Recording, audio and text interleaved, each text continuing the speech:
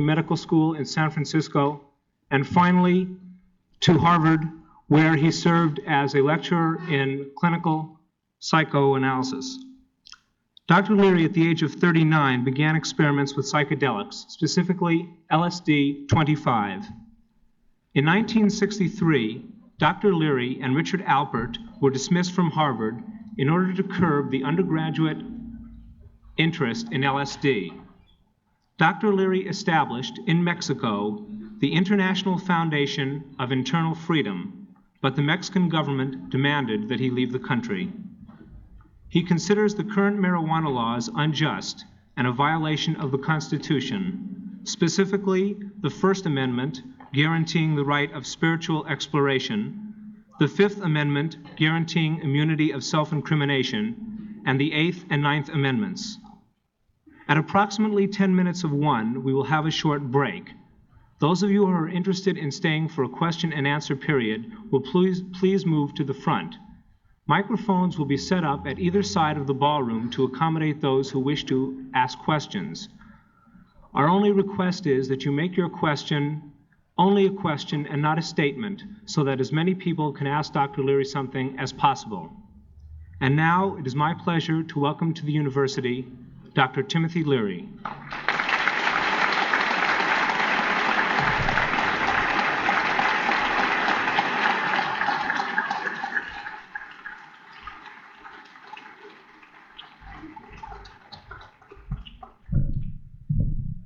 To continue the lecture, also begun in the middle of a sentence, this time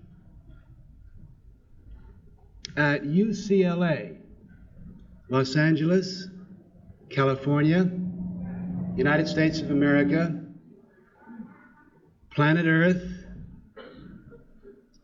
the year 1967, as time is reckoned in the Common Era, about 1 million or perhaps 2 million years after our species started its game, about 2 billion years after the genetic code began its game, about 5 billion years after God began his dance on this planet. Well, we know where we are.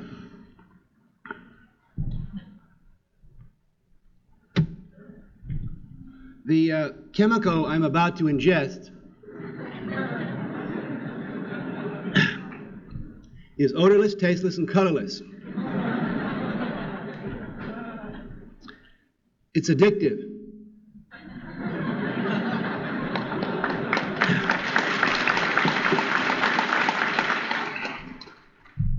Can be lethal in large quantities. And it's harder and harder to get in its pure state.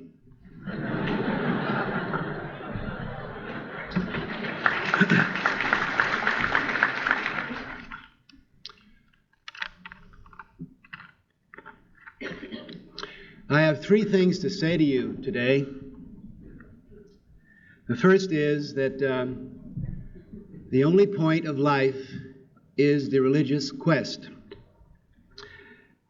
The second is that you must act out, express openly what you have learned in your religious experiences. And third, you must detach yourself from the immediate tribal game to find the timeless message within. 3 things I have to say to you. First of all, that when your life is over, you look back and you will remember that the only thing that had any point or meaning was your religious experience. By the religious experience, I mean the immediate, direct, ecstatic confrontation with the timeless energies which exist within you. And any of your actions which do not center on the religious experience, any of your actions which aren't leading you to get high, to center, are robot peripheral, and eccentric. The religious search is the process of turning on. You have to turn on. Now, after you've turned on, what do? You have to express it. You have to live it out. When you've contacted the divine process within, you'll discover to your astonishment that God is not, as you may have been told, a man who lived in the past and died, and whose word is now preserved by such religious institutions as the Reader's Digest, or the phenomena of Christmas cards, nor the philosophy of Ronald Reagan. The divine process, if it's anything, if it can be described, and of course man describes God at his own risk, but if it is to be described, it's closer to music. The divine process is a rhythm, it's a beat, which continually manifesting itself in sequences, over and over again, repetition.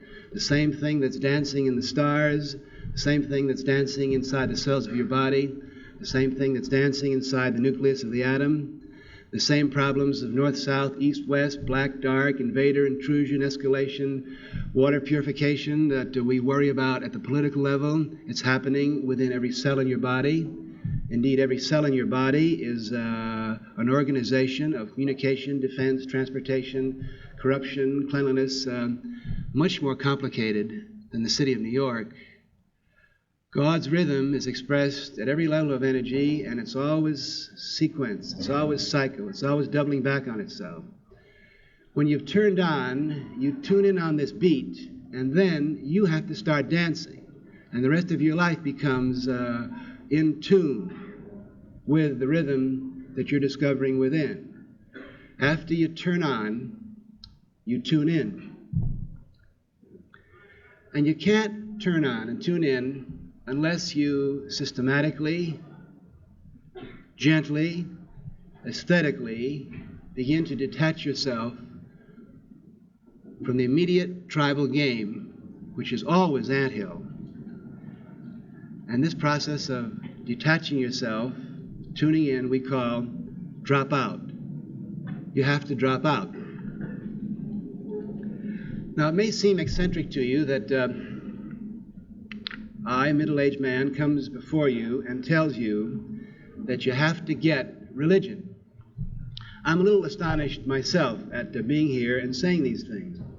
25 years ago, I was a college undergraduate, meeting as we are today in rooms lit by electricity, listening to graying middle-aged men of the culture stand before us with microphones, essentially to present their philosophy of life, really to defend their point of view, to rationalize what they're doing, and with the implication that perhaps some of you would want to, some of us would want to follow the example of this speaker. Now, 25 years ago, when I was a college undergraduate, there was nowhere listed in the college catalog the courses that one might take to work into the profession which I now belong to. You can look at your college catalog from aeroscience through to xerography and zoology, and you'll find no courses or majors in how to become a full-time searcher after the divine process. And the vocational counselors and the occupational psychologists won't help you either. You won't find my profession listed in the yellow pages of the phone book. Now, it's all taped out for you in the college catalog, beloved robots. Step by step, your life, any profession you want to choose is there, as it was for me. If you want to go into politics, study history, law, political science, and when you graduate, join one of the two parties, and with a little hard work and luck and an Ipana smile,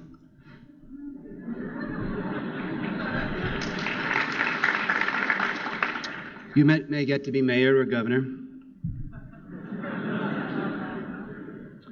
Medicine, it's all taped out for you, beloved robots. Pre-med, medical school, internship, residency, practice. In 15 years, you'll have your Cadillac. Interestingly enough, when I was an undergraduate, and I'm sure it's true here today, if you want to follow the profession of founding a religion, the last place that you'd probably encourage to do this would be in the divinity school. What is my profession? In other times and in other countries today, my profession, which is the searcher of the divine process, goes under the name of guru, alchemist, shaman, psychophysicist, spiritual teacher. Now, my profession has a long and ancient history. It may be the oldest profession around. It's nothing new. I'm going to mention a few of my predecessors with no implication that I equal them, but just as any young beginner in a profession looks to the textbooks and the men in his field in the past, so I do the same today. About a generation ago, 2 generations ago, there was a man at Harvard who was practicing my profession. He wrote what I think to be the best book ever written by an American psychologist. It's called The Varieties of Religious Experience. The man I'm talking about is, of course, William James. Now, William James was using a psychedelic drug. In his chapter on the mystic experience in The Varieties, as a matter of fact, he describes the effect of nitrous oxide, that's laughing gas, in wilder poetry and enthusiasm than we ever used to describe LSD when we were at Harvard. And Professor James at Harvard ran into a little trouble, too. They were saying, do you know that Professor James is running nitrous oxide parties in the Back Bay?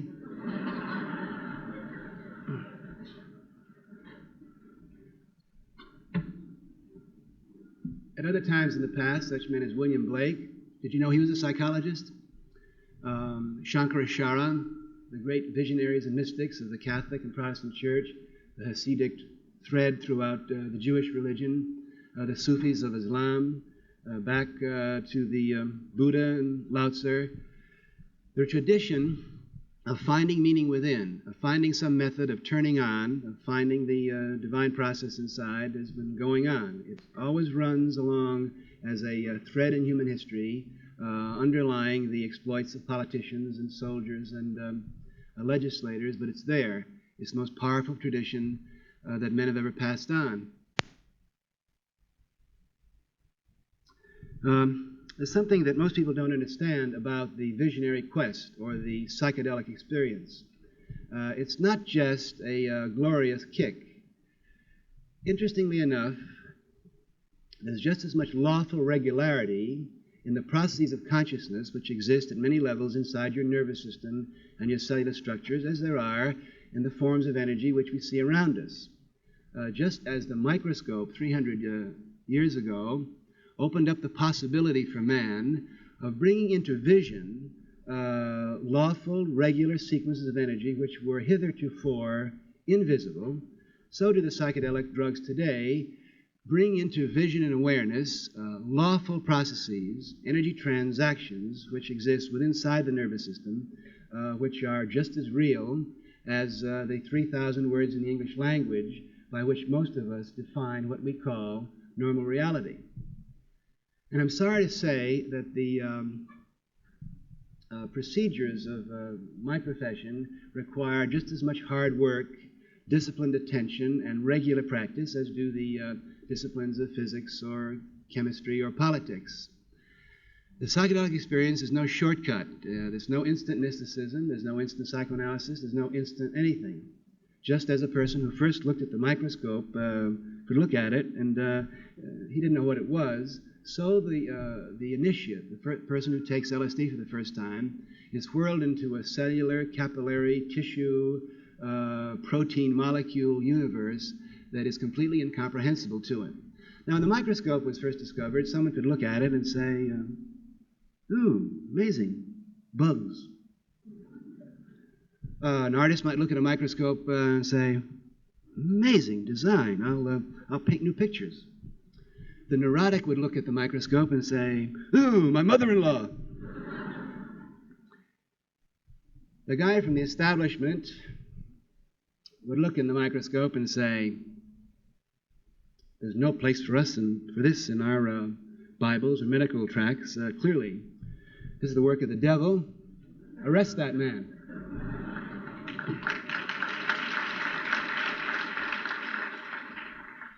But there's always those few people that look at the microscope and they begin thinking, what is this all about? And they keep looking. They keep looking. They keep looking.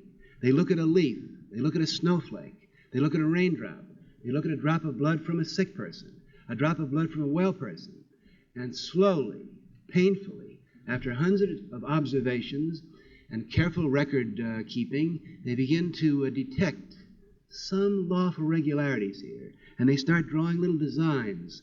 And then they call someone else who's not a neurotic or who's not a police from the establishment looking for the devil and say, hey, look at this drop of blood from a sick person. And then look at the drop of blood from a well person. You catch on? You get the point? The science of cytology or of microbiology was hard work. It took constant observation, record keeping, passing on to your fellow man, replication, checking out of observations, and very slowly a science comes into being. Now, the science of turning on and tuning in is nothing new to our generation. Every generation, every historical era in the past has had its visionary voyagers.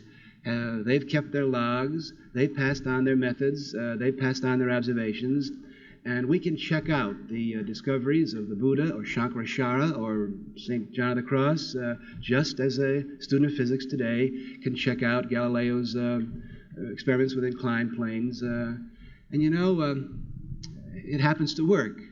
The divine process, the genetic code in its many manifestations, has been playing this game for 2 billion years, and there are regularities. Human language changes from century to century, but the nervous system doesn't really. The processes of energy around us, as registered by our sense organs, don't really change. The problems of survival on this strange, dark planet haven't changed that much in the last 100,000 years. And these are the messages, ancient and orthodox, which are rediscovered, reinterpreted, and added to by the psychedelic voyager today. Now, let me tell you something about the process of turning on. You have to have a sacrament. What is a sacrament? A sacrament is something visible and external that you don't worship, but that you use as a key for getting you out of the immediate time-space tribal game and turning you on to what's inside. Now, as you look back over the history of human religions and the science of consciousness, you will realize after a while that man has used almost every possible technique for turning on. And oddly enough, he's used opposite techniques. It staggers the imagination to think of something that man at one time or another hasn't used to turn on. He's used silence and solitude, or he's crowded together in large groups in small rooms to make chants and noises. He has used sexual renunciation, or he has used the carefully worked out, exquisitely detailed sacramental techniques of tantric Buddhism, where your mate is the goddess and making love is the way to turn on to the divine plan. He has used fasting, and he has used careful diet, as macrobiotic people do today. Now, the sacrament is always seen as dangerous. And let's not cut corners here. Any sacrament which works is dangerous in two ways. In the first place, it flips you out of your mind. It flips you out of the space-time coordinates of Westwood in 1967. And if it doesn't do that, beloved robots, it's not working. You have to go out of your mind to come to your senses, to use your head, to resurrect your body, and to travel back in the soft time machinery, which is your tissue and cellular apparatus.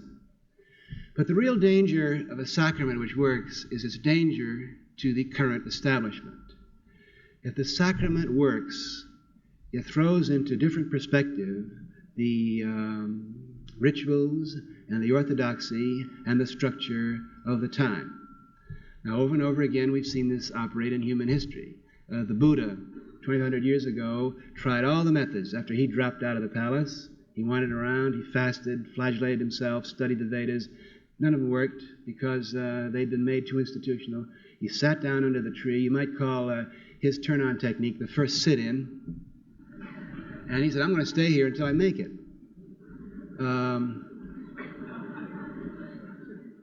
About 500 years ago or so, a man named Martin Luther looked at the current establishment, and at that time they said, in order to find God, you have to get a lawyer. It's all in this book, but the lawyers are the only ones who can have this book, and you have to pay the lawyer fees, which were called penances and indulgences, and he'll make it for you.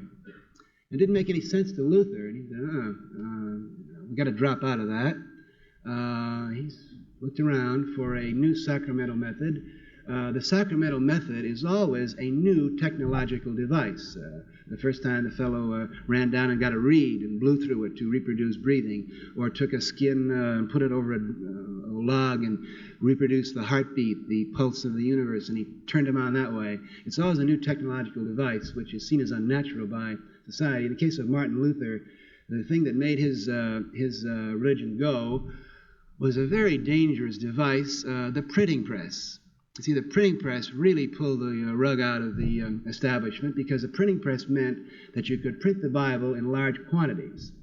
That meant, you mean, Martin, you're saying that any layman in his house can have this sacred thing, and without the cardinals and the establishment, he can confront God by himself? Yeah, Martin Luther said, that's exactly it. It's you standing there naked with your turn-on instrument, the Bible, and making it. But Martin, if God had intended that man uses an artificial technique like a printing Bible, he would have made man that way.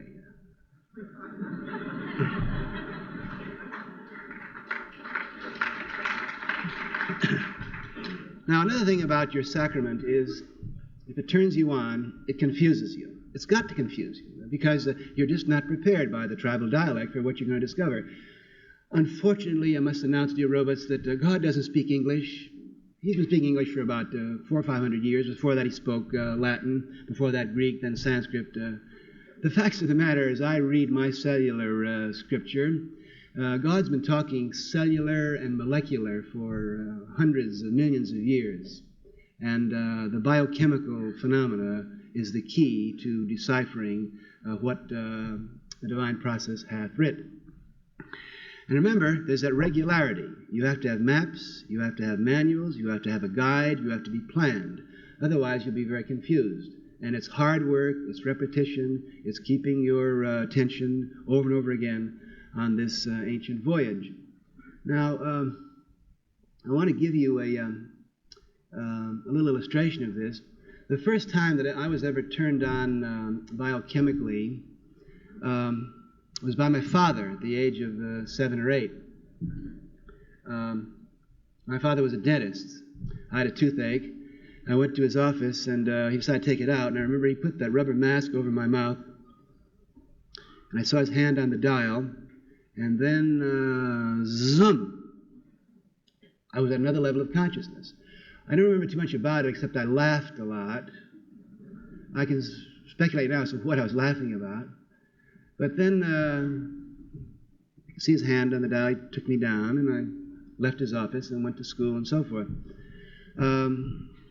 Many years later, about 2 years ago, as a matter of fact, I was about to go to India, where I was going to spend 6 months studying with some world-famous members of my profession, including Lama Anagarika Govinda, the Lama's Buddhist scholar. And I needed some fillings in my teeth.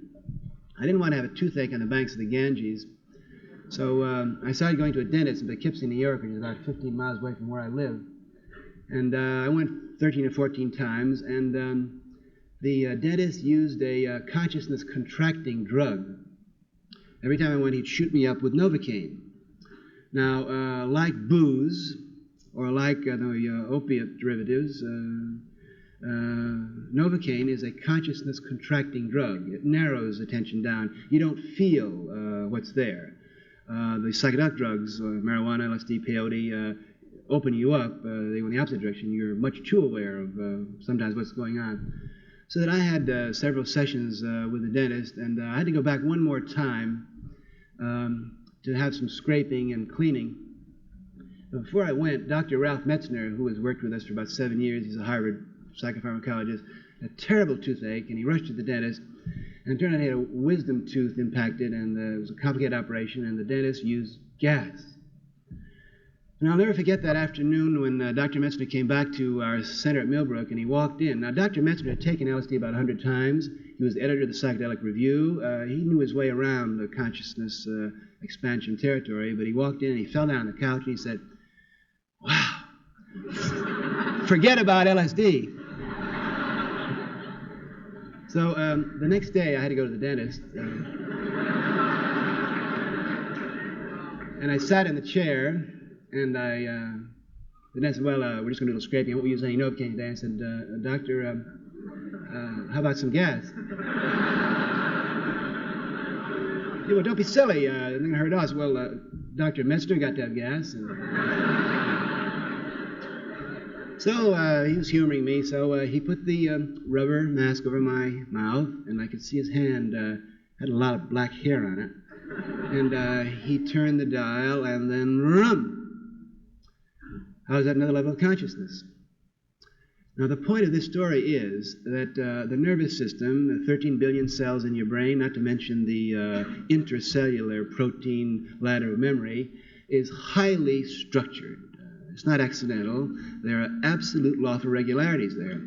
Your nervous system is somewhat of the proportions of the galaxies that surround us. Your normal mind, with its 3,000 labels, everything you think of as normal reality is to the rest of your brain as the planet Earth is to all these galaxies that surround us.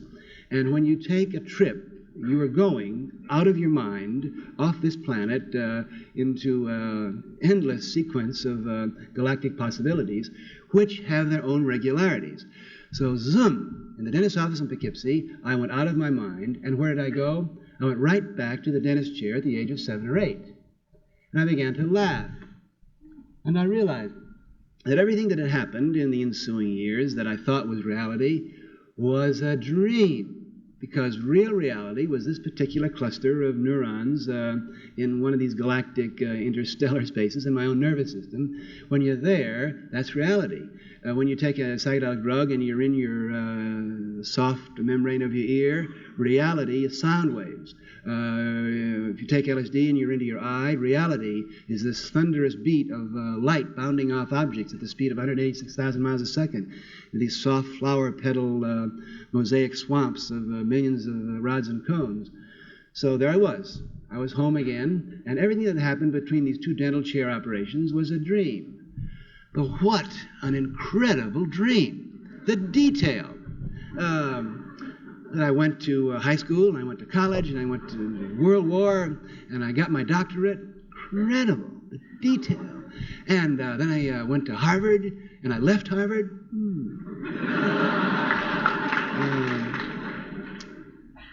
And I felt chagrined, like how seriously I took it. I got angry, and I was jealous, and I was competitive, and I was depressed. But yet, how poignant that I did care. That the dream was so involved that I did cry, and I did laugh, and I did triumph, and I did make love, and I did get jealous.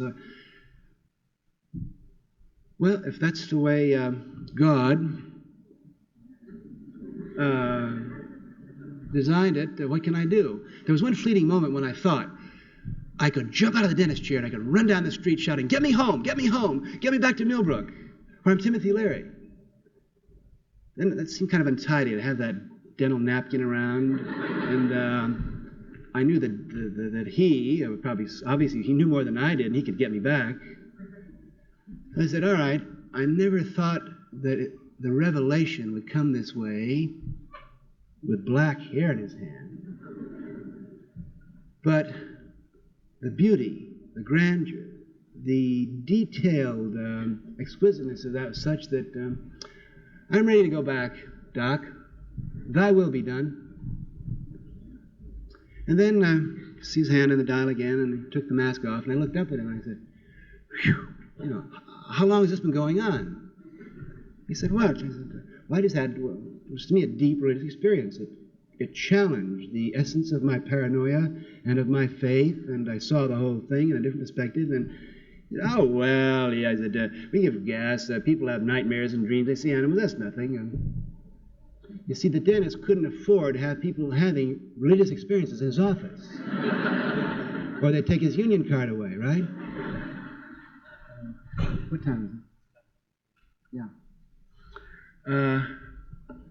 The point of that story, and it's an ancient story, the Chinese Taoist philosopher Chaucer said many centuries ago that he had a dream that he was a butterfly, and after that dream he was never sure whether he was a Chinese philosopher who dreamt he was a butterfly, or a butterfly who talked philosophy.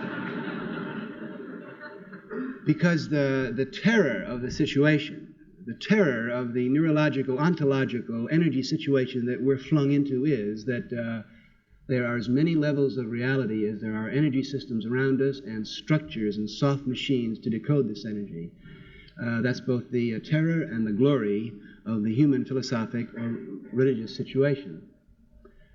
Turning on is not easy play, because the problem with our current sacraments, which are biochemicals known as psychedelic, the problem is they work. You better be prepared to go out of your mind. Does it come as any surprise that our sacrament today is chemical? We've used the wonders of modern chemistry to do everything to make our lives more comfortable and to titillate ourselves with every form of amusement, like television. We've used modern chemistry to move us faster and faster and faster. I don't know where. We've used the wonders of modern chemistry to keep us healthy, and we've used the wonders of modern chemistry in the most amazing ways of turning ourselves off through tranquilizers, barbiturates, and booze. Does it come as any surprise that we're finally getting around to using the wonders of modern chemistry to do that only meaningful thing in life, to find the divine process within, to turn on to the real meaning?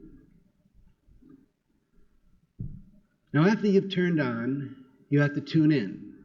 You have to express the glory or the horror or the confusion or the clarity in some acts of beauty or of expression. You have to start dancing to the beat that you've turned onto.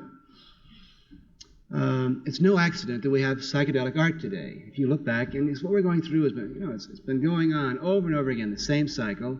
Drop out, turn on, tune in, structure, drop out, turn on, tune in, drop out, turn on, tune in, drop out, turn on. The phenomenon of psychedelic art is one of the oldest symptoms of the process. Every group who has stumbled onto a new sacrament gets this revelation, and they rush back to the tribe, and they put on the walls of the cave with the berries, or they scratch out in the sand, or they get some new way to express it. You've got to express it, mainly for yourself, so you can remember it, so you can reconfirm it, but then, of course, to turn on other people as well. And then you build Chartres Cathedral. Then you build the Taj Mahal. You weave a Persian rug. You've got to express it somehow, because that beat, it's the old basic deep rhythm. You've got to start tuning into it. And of course, you're always successful if you've really been turned on, because most of mankind is caught, imprinted in the tribal game. And when someone staggers back from the mountain or from the desert or from the lifeboat or from wherever it was, and they start, this is how it is, this is how I saw it, it unfailingly communicates, because the turned on guy who's tuning in to your sense organs. He's tuning into your soft membranes. He's tuning into your cellular beat. He's tuning into your heart. It's no accident that the new art always takes on. It's no accident today that, like, can you name me one internationally famous rock and roll band that doesn't have in its repertoire a hymn or an ode to psychedelic drugs? This is part of the historical process. We are here in Los Angeles this week to tune in. We're presenting at Santa Monica Thursday and Saturday night our psychedelic celebration. We're using psychedelic art to reproduce and induce a psychedelic experience, to show what a trip is like. Now we've got ourselves, we turned on, and we're tuning in, and we got ourselves caught. I'm caught right now in show business. I can't stop. We owe so much money to the agents and to the unions and the ushers and so on. We've been caught in this process. We have recapitulated in the last few years, in a very small, trivial way, the history of Christianity. We're trapped with our big cathedrals and mortgages, and I'm dropping out. This is the last time you're going to see me in this role, or it's the last time you're going to see our psychedelic celebrations in this form, because you got to keep, it's a process that's cyclical. You turn on, then you tune in and you get your structure, you weave your oriental rugs, and then you're in danger of selling them, right? Then when you get to that, you've got to drop out again. Turn on, tune in, drop out. Now, I want to end by... in the next just 10 minutes by talking about dropping out. And to do this, I'm going to drop out right in front of you. I've been talking the professor game, and I have the professor uniform on. Now, you've listened to many people talk to you with microphones and electric lights and with shoes and ties. Let's all drop out of this 20th century game. You know, people have only been talking with microphones and electricity for about 50 years. You know that? Like we think it's the only way to pass on the message. It's not. For thousands of years, for tens of thousands of years, for hundreds of thousands of years, men have been sitting down by candlelight. Would you turn the lights off? And barefoot, to talk about what's what? Yeah.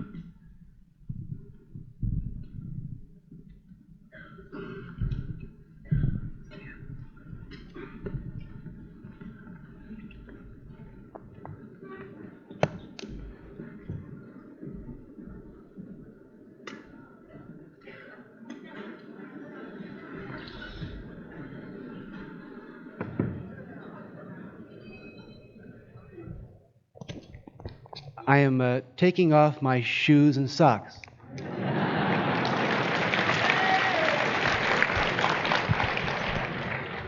Now, this may appear eccentric, but for thousands of years, men who have cared about what it's all about have been sitting on the floor in front of natural light with bare feet, talking the way I am now.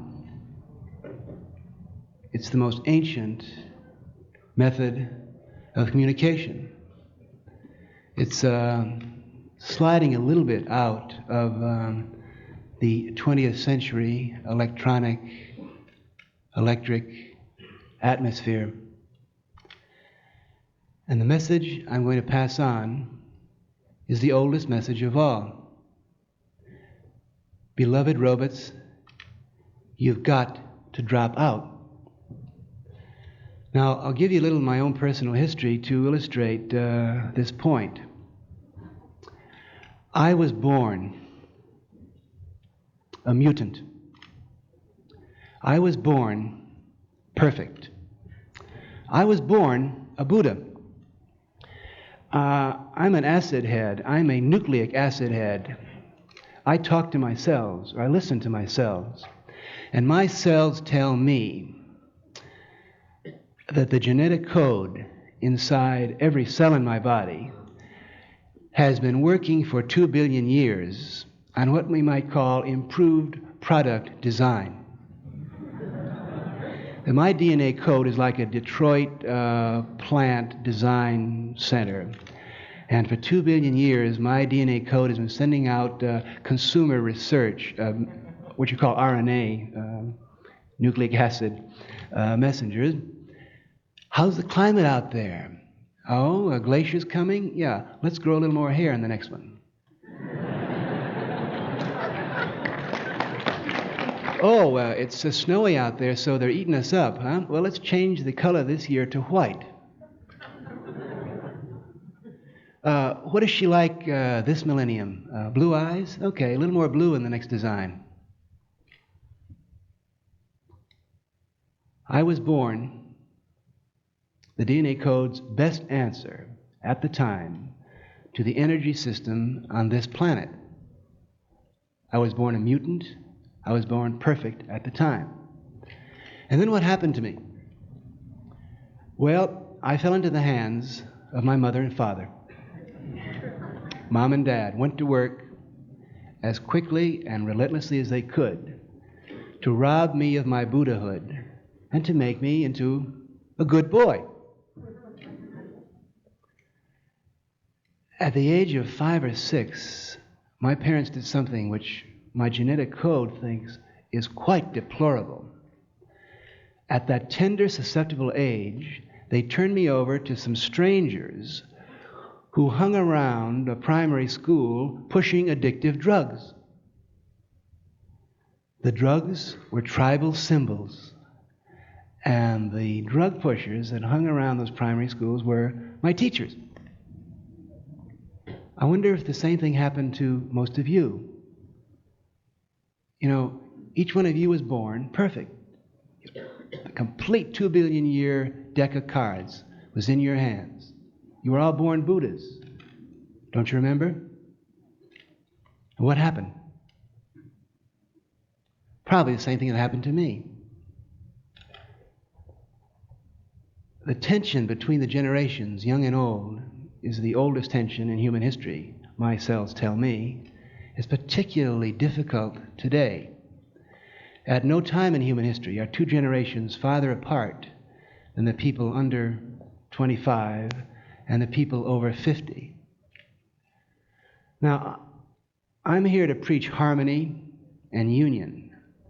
I don't want any of you to rush home and beat up on Mom and Dad. Indeed, I suggest that when you're ready, when you're spiritually ready to do so, go home and turn on Mom and Dad.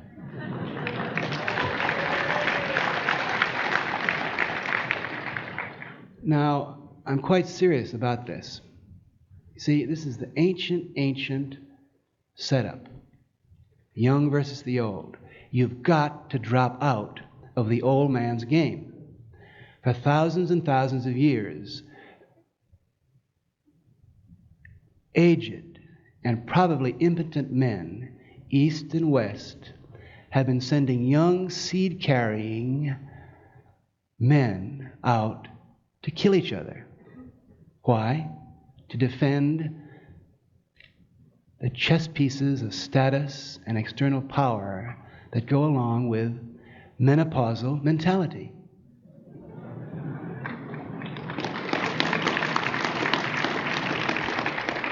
When, you see, we were all born turned on. We were all born completely hooked up to the whole process. 13 billion cells, all radiating in tune with each other and what's going on outside. And we've been robbed, step by step by step, of this internal power. Men seek external power when they've lost the internal power. Men who are sad, sickness, age, death, begin to grab on the outside. And don't kid yourselves, beloved young robots, for thousands and thousands of years, aged and probably impotent men in the East and West, Athens and Sparta, Persia and Athens, France and England, for thousands of years, these aged men have been fingering the lovely long tube of power which has just been given them. It was the spear, it was the sword, it was the long bow, those lovely cylinders of external power. Now, come on. Are you going to fall for this? You've got to drop out. Now, by dropping out, I don't mean any acts of rebellion. Don't vote, don't picket, don't protest, no visible sign, because anything you do in the way of overt political activity is playing the game. It's playing the power game. Dropping out means gently, invisibly, beautifully finding what's inside and expressing it slowly in a cellular fashion around you. Now, there are a lot of misunderstandings about drop out. You say, Timothy, you just can't go in front of high school kids and college kids and tell them to drop out of school. Beloved robots, I've got to. Are you under any illusions about the fact that UCLA is sponsored by taxes paid by menopausal people to make you like them?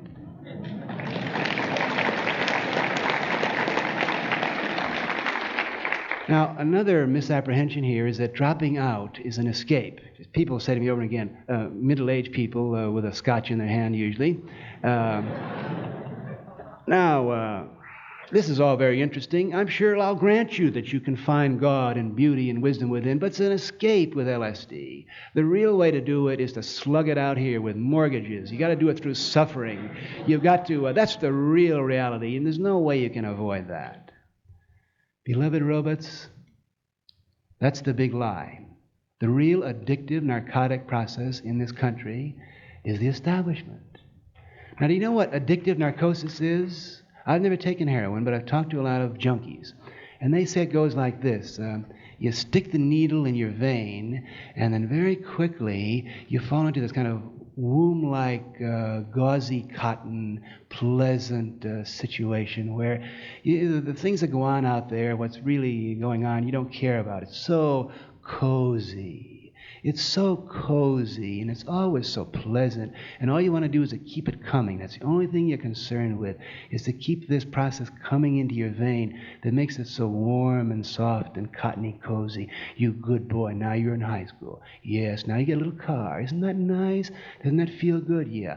Now college, get a bigger car. Now, oh yes, you're doing fine. Just keep it coming. Doesn't that feel good? There's nothing to worry about. There you go. Now you're a junior executive. Oh yeah. Now you get a nice car. Yeah, get a nice split-level house. Isn't that good now? And look at that television. Isn't that great? Now what do you want? Yeah. Oh, you're doing fine now. Yeah, you're going to take over the office. Now you get to have that winter in Florida. Doesn't that feel good? Isn't that? What's there to worry about? It's going fine. Isn't it? Got your insurance paid? Oh, you're doing wonderful. Fine. You're all set? Yeah. Now we got the senior citizen's house. Isn't that beautiful? Wonderful color television. There you go. Wasn't that easy?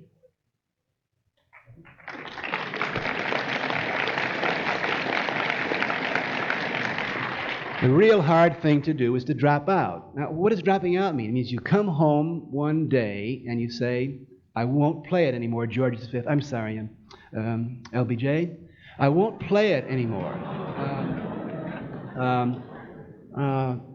Then what do?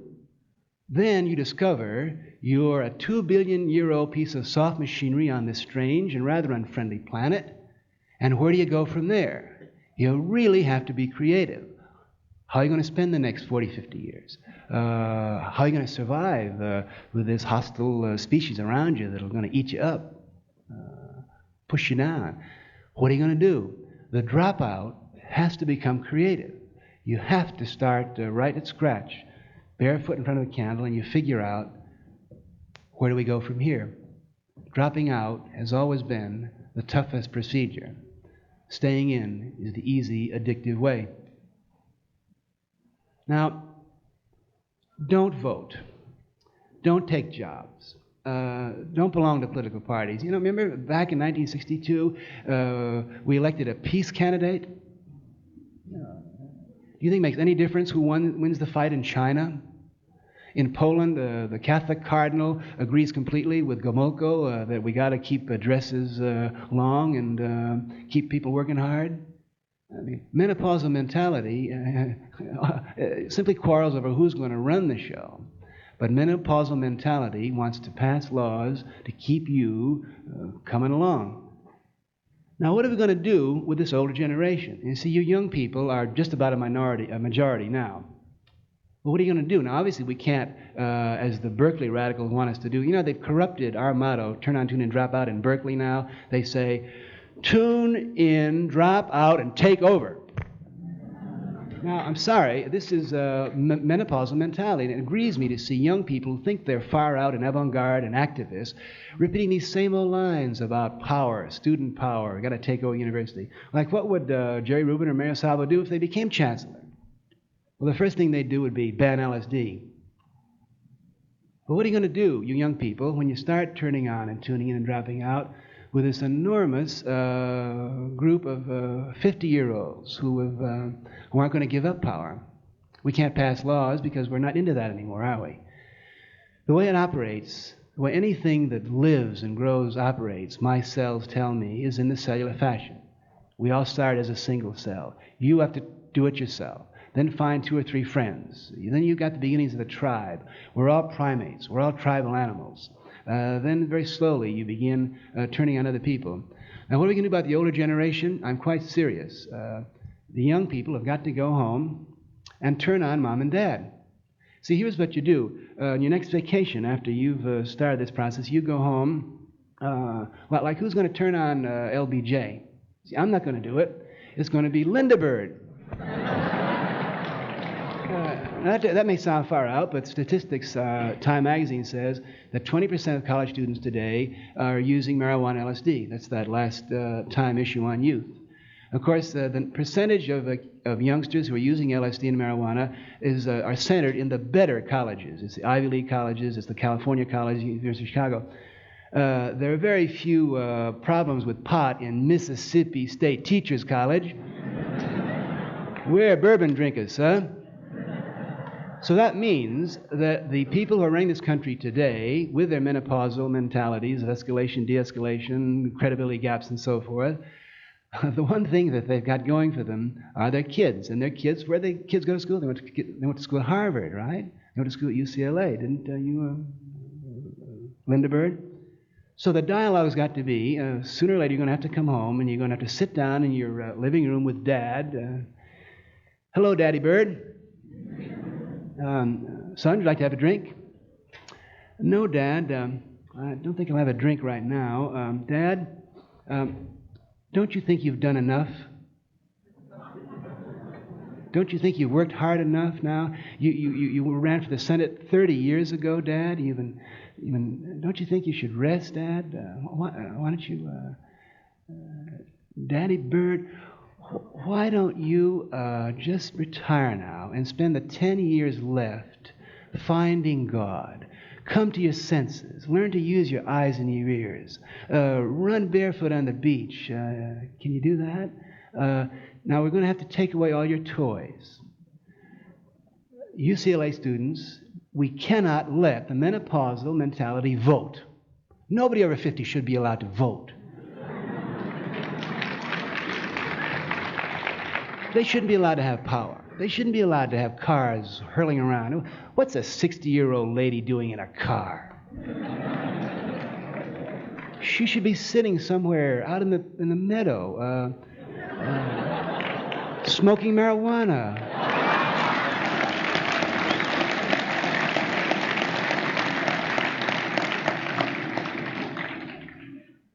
Now, as you've got to start your own religions. You've got to get a few friends together and figure out what life is all about and write down your little chart. In the state of New York, to start a new religion, it takes 6 people, $100, and a lawyer. $100 is for the lawyer. You got to get 6 people to sit down with you and lay their blue chips on the line and figure out on paper what you think life is all about, how you're going to find meaning, how you're going to turn on to the divine revelation. Use any sacrament you want. Use any ritual you want. Don't borrow the rituals from anyone else. The thought that young people would be using in their religions the particular rituals and jargon that we use in our small religion would shock me. You've got to start your own religion. Now, after you do this, you're going to be in a little trouble with Caesar. This is the ancient dialogue what belongs to Caesar and what belongs to God. I'm going to give you a simple formula for protecting your spiritual quest. Anything that moves out there on the highways, the waterways, the airwaves, the automobiles, the airplanes, the banks, the weapons, the land, anything out there, that belongs to Caesar. He's controlling that with guns. If you don't like the particular Caesar, vote him out of office or throw him out of office. That's been done for years. But has nothing to do with the real spiritual meaning of life, which takes place inside the kingdom of heaven. Now, where is the kingdom of heaven? The kingdom of heaven is your body. The gates to Eden are your sense organs, and the boundaries of heaven is your skin. You remember what the man said? Seek ye the kingdom of heaven, it's within you. Now, he didn't mean that metaphorically. Beloved brothers, he meant that literally. Within you, inside your body, is the kingdom of heaven. No one has the right to tell you what you do inside your own body. Why? Because inside your own body, you are God. Inside my body, I'm God. I can change the levels. I can change the climate. I can change the whole procedures only inside my body. Now, because I'm doing this and I'm God within inside my own body, that gives me no right to rush out on the freeway and stop the cars and say, I'm the new Messiah, folks. Because the freeway belongs to Caesar. And my divinity ends exactly where it begins, at the ends of my sense organs and my skin. Now, what touches the delicate flowers of my eyes, or what vibrates against my eardrum and filters through the soft, liquid-filled canals of my ear? Who and what touches my skin is God's business, mine. What I introduce in my body, sexually or chemically, is my business and nobody else's.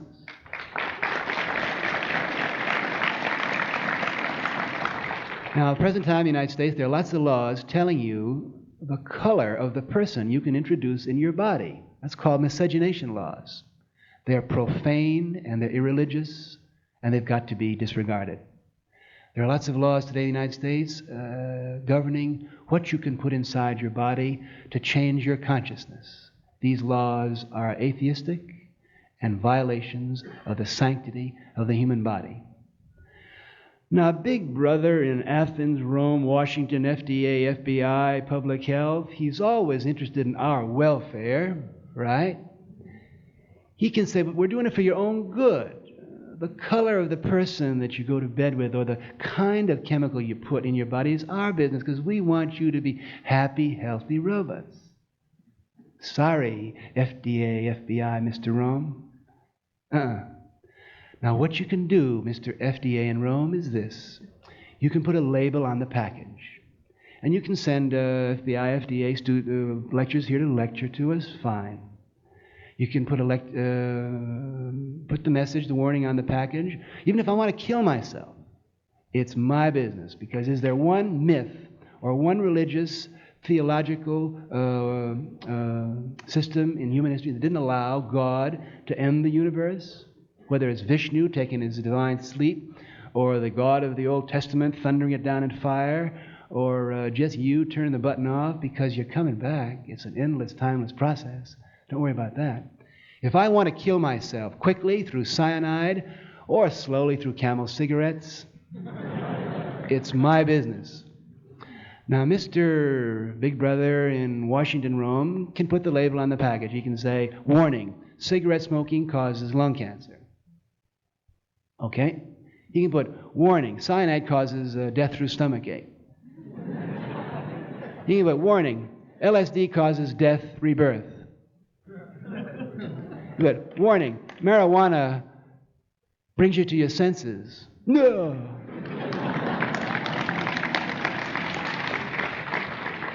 But what I do within is my business. Now, if the things I put in me lead me to rush around outside disturbing Caesar's order, arrest me. If the things I put in my body cause me to be untidy or to break laws out there, I have no defense. There are plenty of laws to protect public decorum and highway, byway safety. Those are Caesar's laws, fine. But in the sanctity of my own home, with my family and my co-religionists, in front of our shrines, smoking marijuana or Camel cigarettes, or even if we want to be as reckless as to drink some booze now and then, that's our business. Now, one final word of warning. As you turn on, tune in, and drop out, you're going to discover that you're a mutant, that you're perfect, that you're God, because you are. But be careful. If you rush home and say, well, Daddy Bird, I'm God, your father's going to say, Mother, come here. And he said, yes, call the doctor. Yes, he said, he's come home from UCLA and he says he's God. You're likely to end up in a psychiatrist's office or worse if you go around announcing your 2 billion-year-old divinity, which is an ironic commentary on the atheism and external addiction of our culture. At other times, and indeed in most places in the world today, like India in the East, if a man comes down to the marketplace and comes home and says, hey, I'm God, you know, his family says, well, I'm glad you caught on. He always was a slow learner. Matter of fact, the standard form of greeting in India today is this. Namaste. Namaste. I salute the God within you. And then walk down in the middle of a sentence to the next lecture.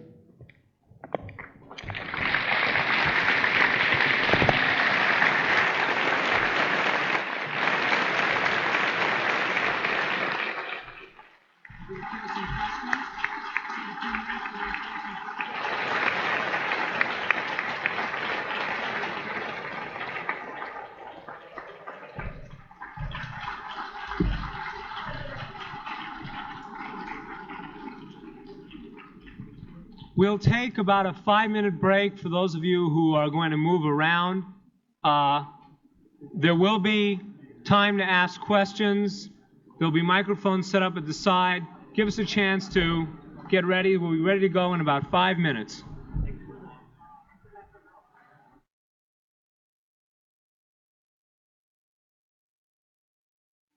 When people say to me, LSD is artificial, do you mean a 100 million-year-old drug is artificial? When they say LSD is an escape, when they say LSD is a crutch, I'm being taken into their chessboard of concepts in which psychological crutch seems to be a meaningful concept, which it isn't to me. So I'm trying to put myself on the chessboard of someone who has this piece which says LSD can be a psychological crutch. And then I have to ask, well, what do you mean by psychological crutch? What is not a psychological crutch? Is a study at UCLA a psychological crutch? Is our book psychological crutch? Is any sacrament a psychological crutch? Is anything you do out there a psychological crutch? See, from the standpoint of your real Buddhist, your person who's really centered, from the standpoint of someone like Krishnamurti, anything you do is a crutch. The only thing you have to do is just be centered, gyroscopically in tune in every second to the millions of things that are going on around you. And then, of course, from that standpoint, LSD is a psychological crutch. UCLA is a psychological crutch. Clothing is a psychological crutch. I have to ask, to inquire what level you're asking this question. Is LSD see, the psychiatrists say, well, we grant that marijuana and LSD are not physically addictive like booze and Camel cigarettes, but they're psychologically addictive. People can get dependent psychologically on marijuana and LSD. And sure, that's possible. There are many people whose games become centered around the whole Cups and Roberts thing of being a pot smoker. Or we already have, as every religion has, LSD one-upmanship. The person whose psychological crutch is, I've taken LSD more, I've taken more LSD, or, so that anything, any form of energy, any word can be used as psychological crutch. And to that extent, LSD can be a psychological crutch. The point of the psychedelic quest, remember I started this lecture at the beginning of in the middle of a sentence. Your life began in the middle of a sentence. The genetic code is always spinning things out in the middle of a sentence.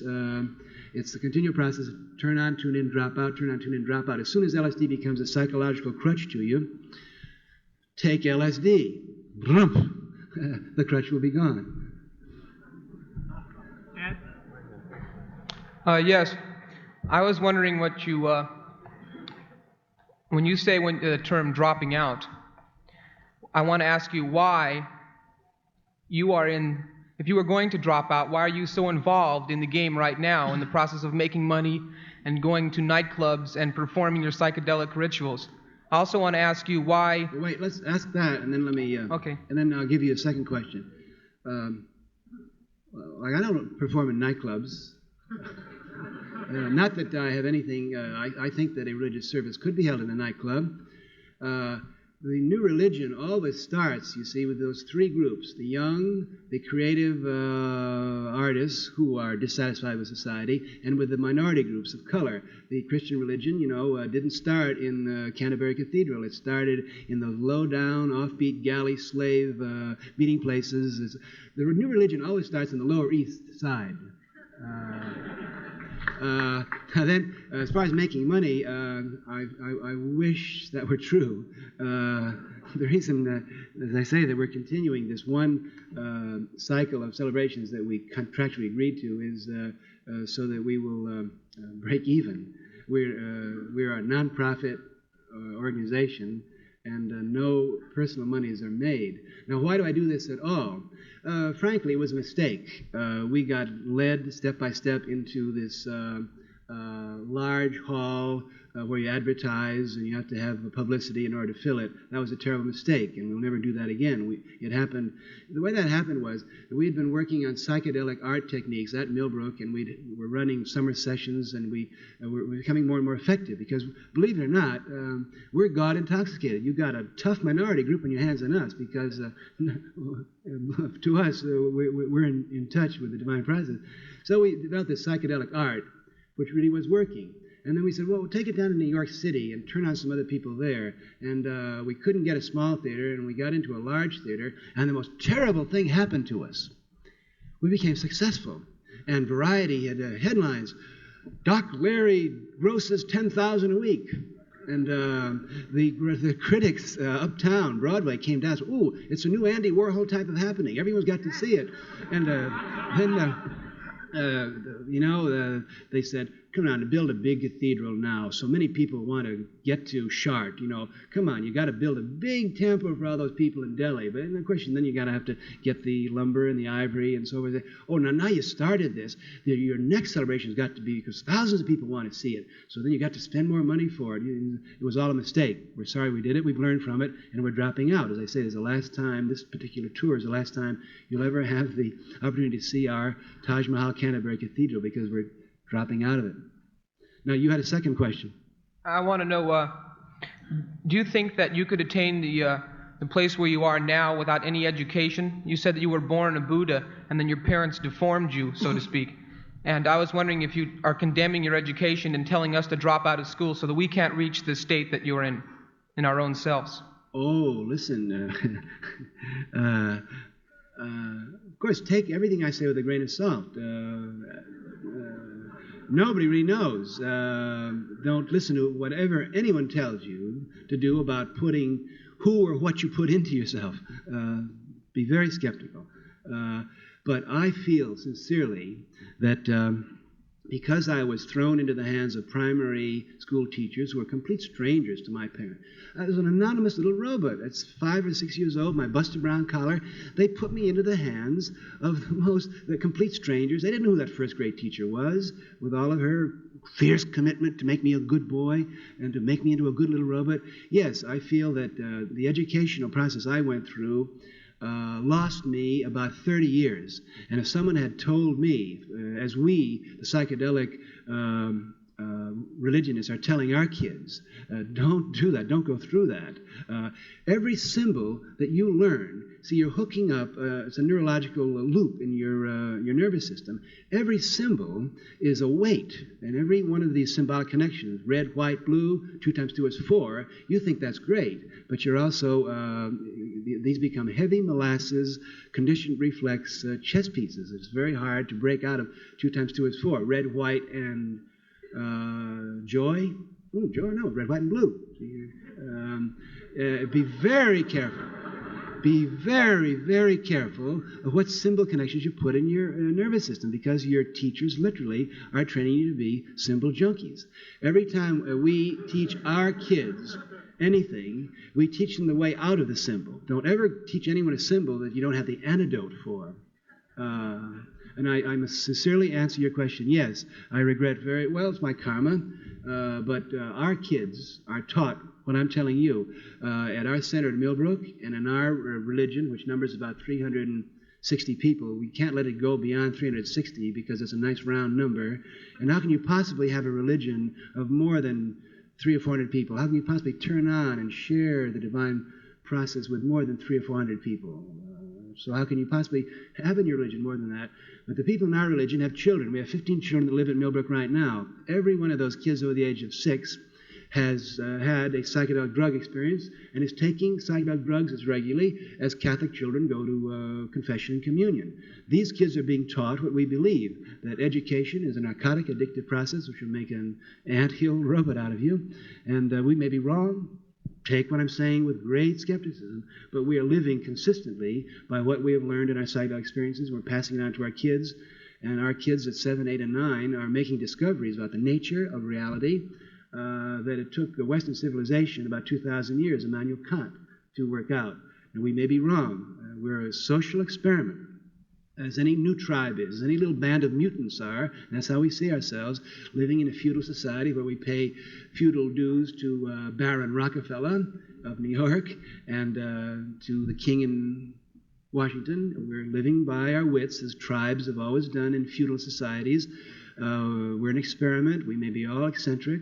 Don't follow our method, but listen to us and watch, because we think we're in tune with the basic tribal, primate, cellular beat tempo of God, and we may have a way of life going that may save us all from becoming a planetary, air-conditioned, free-weighed, blonde, tanned, crew-cut race of robots.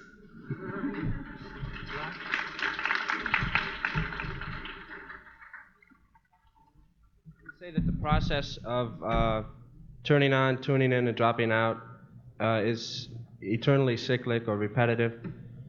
Don't you feel that there's a way out of that process? I mean, that with the Buddha, LSD and things like that are like a raft across the river. Once you cross the river, you leave the raft there. You found the end. Is there an end to your quest? Yes, that's the highest level question. I'm asked hundreds of questions a week, and that's the highest level question I've ever asked. And I hope that in every audience someone that asks that question. See, what he's raising, all these problems, we're beginning just to realize our problems were being studied 4,000 years ago by the wisest race of men that we have any history of. These are the Vedantic Veda philosophers in India 4,000 years ago. They were studying reality and what's life about at a higher level than the West has ever reached. Now, the question he just asked is, it's a Buddhist question. The Buddha says that beyond the life cycle itself, there is a center where everything is pure void harmony, and from which, it's like the solar, lunar, diamond, peacock feather eye of God, which is both everything and nothing at one time. From there, you look out from that center and you see all the evolutions of all the planets. Now, I believe this to be true, because I've been in that center at flashing moments of what men call illumination in the past. From that center, you see the whole business. Now, at that point, you don't need LSD, you don't need words, you don't need anything. My spiritual searchings have not carried me to that high level. I hope that I'm going to drop out and I'm going to go to the East in about 6 months, and you're not going to hear from me or see me around for at least a year. And I hope during this year that I will learn things by taking LSD once a week and reading no book that is less than 1,000 years old. I hope during this year to get to a point where I can give you a better answer to that question, because I hope that everything I'm saying now will appear to me and to you in 2 or 3 years as the babbling of a child, because it is an endless process, which is the miracle and glory of it. My question is directed to the following problem. What is illusion and what is reality? Now, some have argued that we simply can't get behind our thought models because our thought models are determined by our physiology. Now, do you feel that by, for instance, dropping acid, one can transcend one's own physiology?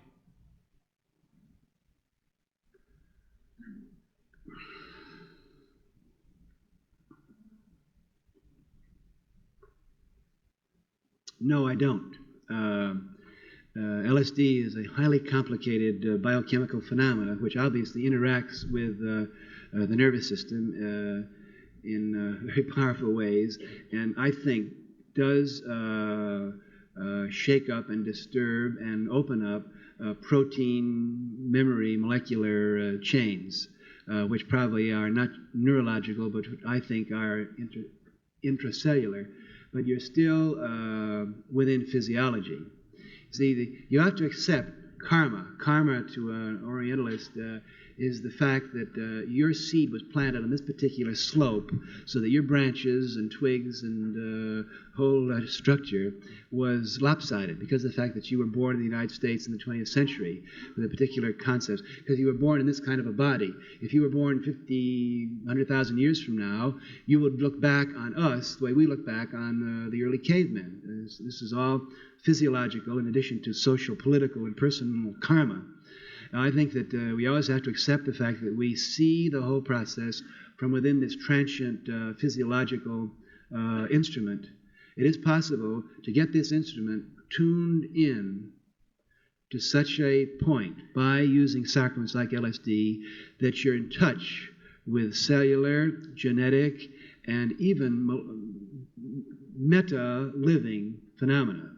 That's my hypothesis, that the nervous system can tune itself in, just like a leaf on a tree can tune itself in on twig, branch, and down a root. It is possible for the human nervous system, even for the human mind, the 20th century UCLA mind, to be flashing in and out of a centeredness that is tuned in on these many different levels of molecular and cellular physiological energy. But I don't think LSD can get you out of the physiological.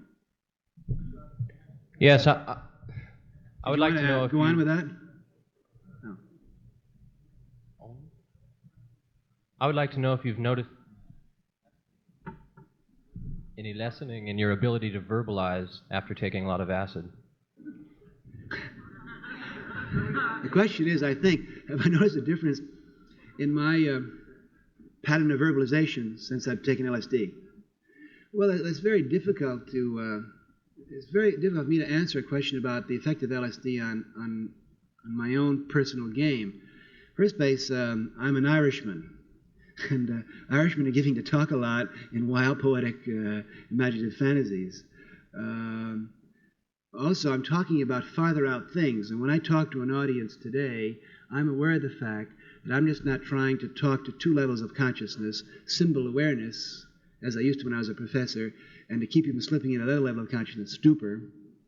I'm talking to audiences now in which maybe 50 of you are at a higher level of consciousness right now than I am.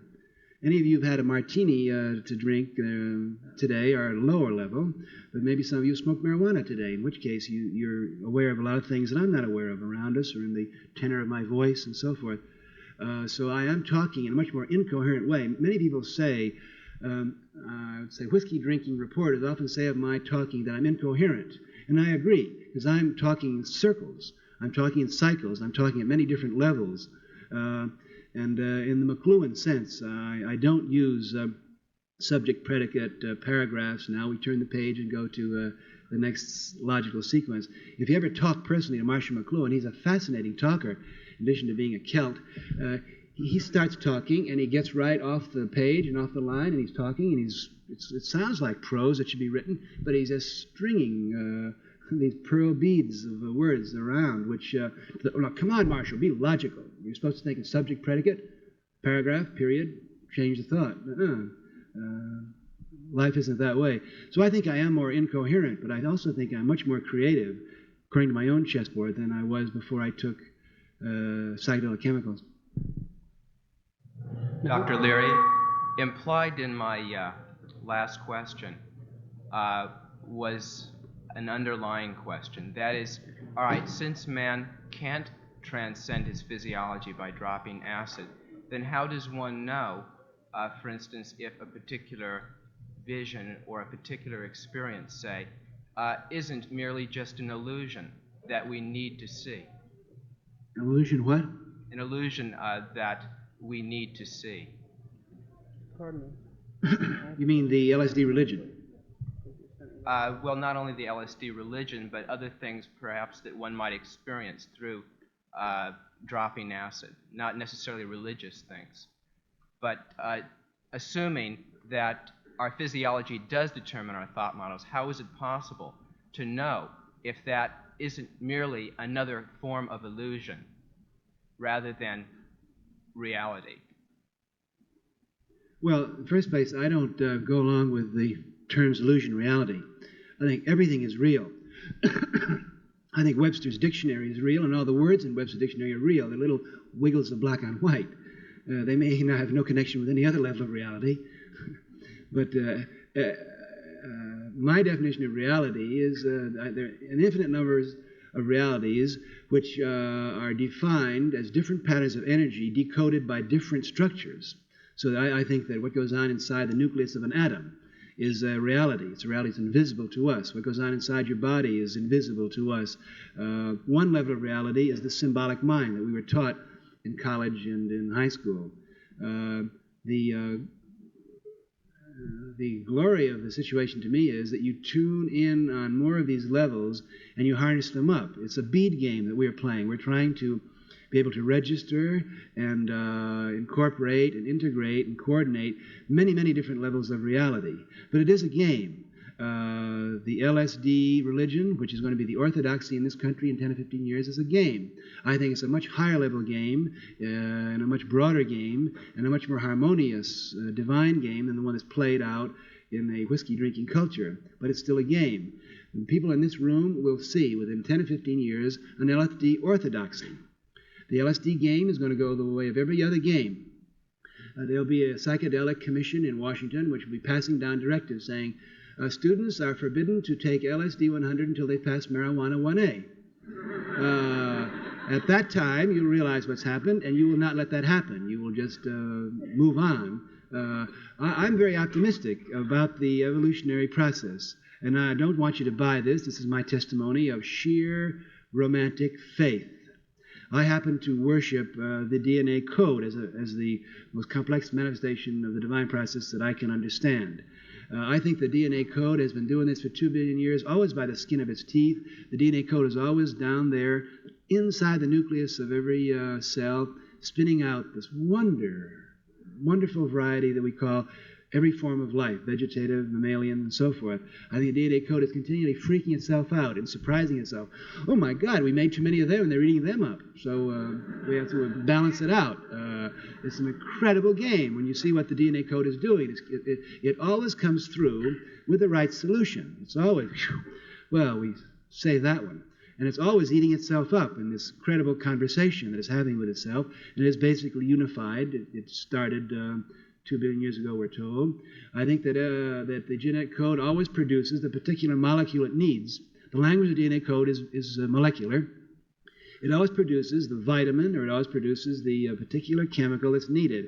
And I think that right now, not 100 years ago, not 10 years from now in the future, but right about now, LSD is the particular molecule the DNA code has thrown into our mouths to deal with the sickness of our times.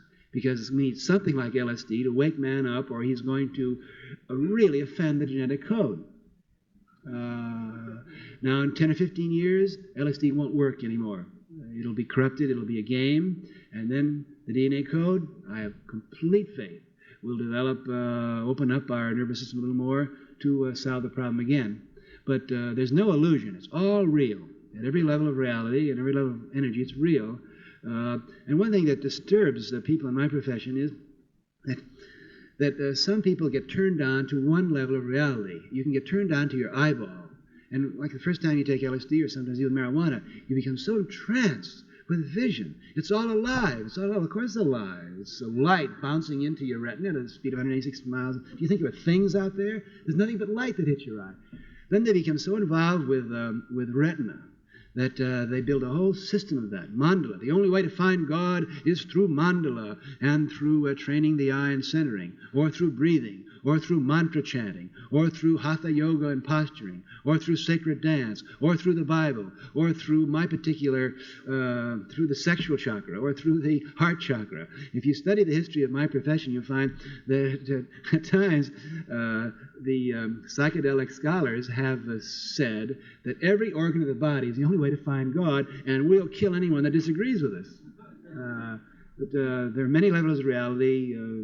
The glory, I think, of the human situation is that we can, at this time, really explore this wide variety, use all of them to find meaning, and we should be very tolerant about the particular religious sacraments and energy systems that other people used to turn on with. Could I have one more question, please? By dropping out, as you want us to do or suggest that we do, aren't we really aiding and abetting the establishment by giving them a clearinghouse, clearing out the people that they don't need or they don't want, so they can carry out their plans of destruction, their monstrous ideas and plans? All right. Suppose that a considerable percentage of college-age and high school-age kids try this experiment. Okay, we'll drop out for just 6 months. Just 6 months, Daddy Bird, that's all. Can't we have 6 months?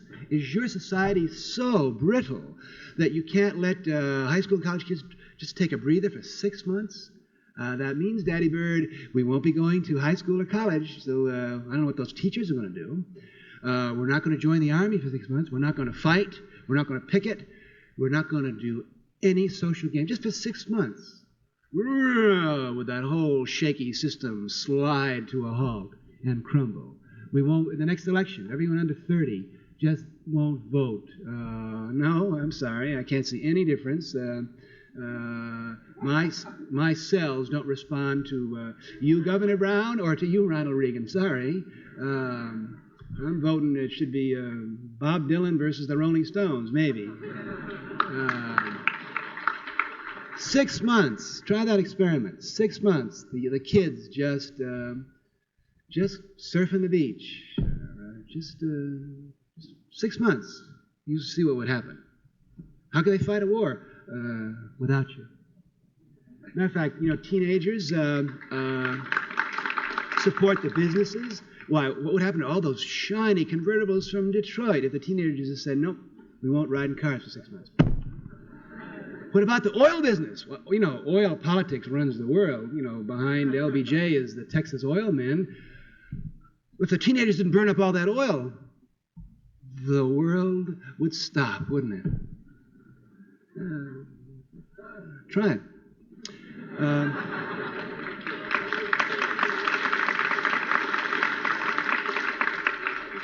Turn on, tune in, drop out, turn on, tune in, drop out, turn on, tune in, drop out, turn on.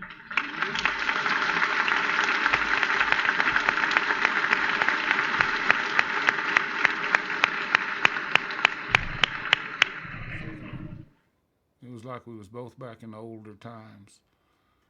And I was a horseback going through the mountains of the night, going through this pass in the mountains. It was cold and there was snow on the ground. He rode past me and kept on going, never said nothing going by, just rode on past.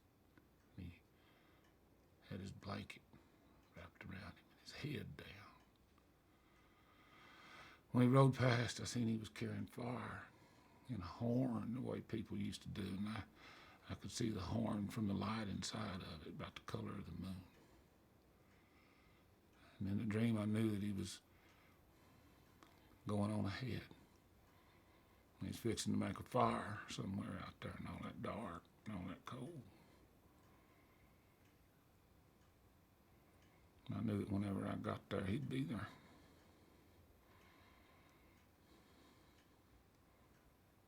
Then I woke up.